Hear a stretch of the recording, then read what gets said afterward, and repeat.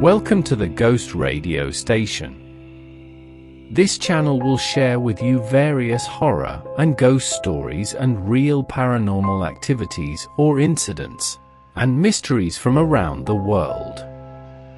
So, please don't forget to subscribe to get regular story updates. But every time I mentioned, there is no scientific evidence to support the existence of ghosts. So it is up to each person to believe in ghost stories or not. So, I am starting the story now.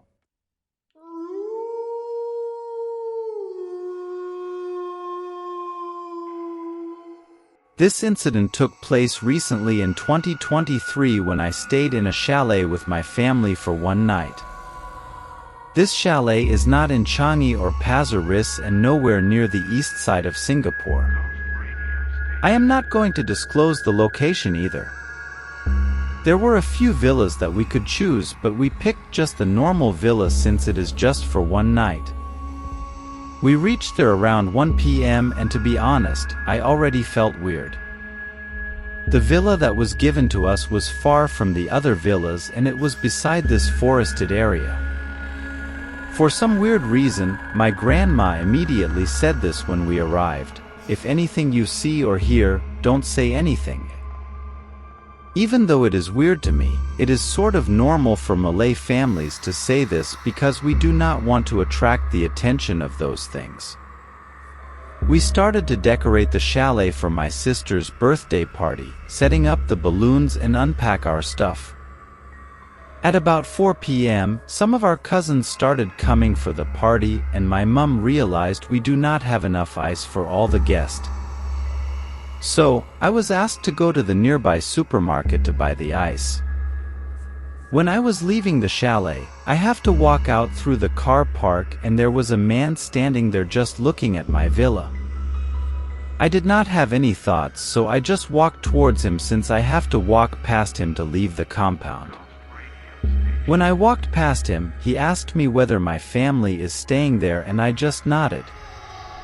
Suddenly, he said to me, "Be careful. This place quite active if you know what I mean. Especially your villa." I got creeped out so I faked a smile and made my way. When I came back with the ice packs, I noticed the man is now looking into the bushes behind our villa and he was just acting weird, but still I chose to ignore him. We had a total of 15 to 20 packs there around 7 p.m. and everyone was having fun, nothing scary or whatever. That's when the same man appeared again. I was at the barbecue with one of my cousins, while the rest of our relatives were inside enjoying the air con and chit-chatting.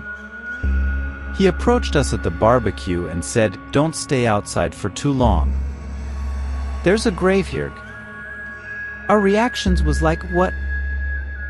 We just thought that he was a psycho and chose to join the family inside just to be safe, you know. Still, nothing happened and all the guests went home at around 12 a.m.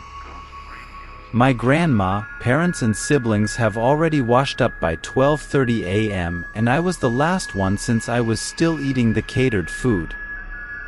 I totally forgot about the psycho guy and was eating alone outside near the barbecue pit. That's when the disturbance starts. I heard someone calling me in the bushes that the man was pointing out. Initially, I ignored it, but suddenly I heard a faint cry from the same direction. That was my last straw and ran up to the bedroom to sleep without even washing up. Thankfully, nothing else happened to me that night, but when we reached home, that was when everyone started sharing their experience. Firstly, my grandma said that she saw a woman staring at us in the forested area when we first reached.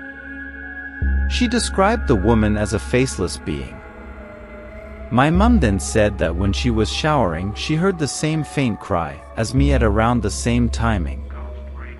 Nothing happened to my siblings, but my dad shared that, when he went to smoke near the forested area, he constantly felt someone caressing his hair, and when he left that area, he heard someone called out his name. After that day, my family and I decided that we would no longer book that chalet anymore. The first and the last. Do you know where this place is?